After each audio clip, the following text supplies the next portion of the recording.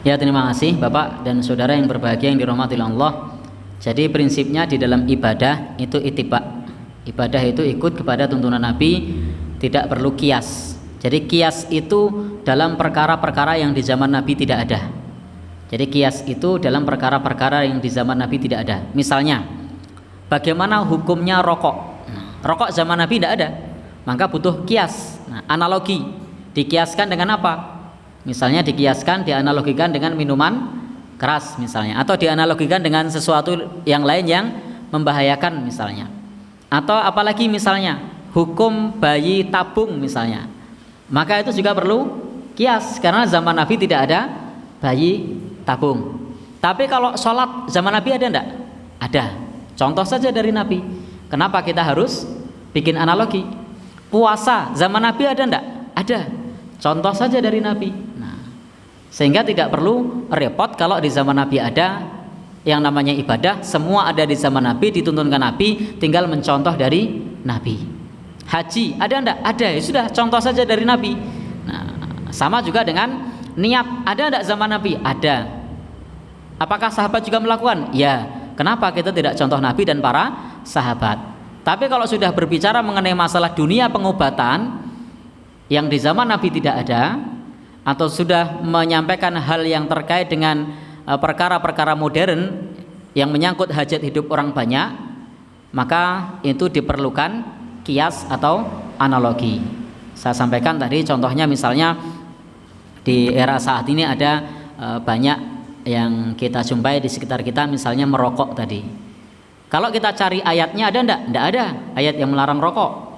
Cari hadisnya ada enggak? Enggak ada hadis yang melarang rokok. Kenapa enggak ada? Katanya lengkap Al-Quran hadis Nabi ini. Betul, tetapi ingat bahwa di dalam Al-Quran dan hadis Nabi itu ada sesuatu yang dibahas secara khusus dan terperinci, ada yang dibahas secara umum atau global. Maka coba dilihat di dalam ayat-ayat Al-Quran. Kalau zaman Nabi tidak ada, di Al-Quran tidak ada enggak Al-Quran yang membahas, yang dianalogikan sama, dikiaskan sama dengan rokok tersebut misalnya?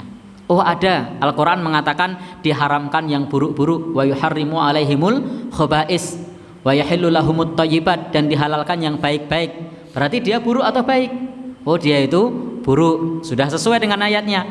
Lalu ada enggak dalil yang serupa? Ada, apa? La dororo wa la diroro, jangan membahayakan diri sendiri maupun orang lain. Oh membahayakan diri sendiri dan orang lain.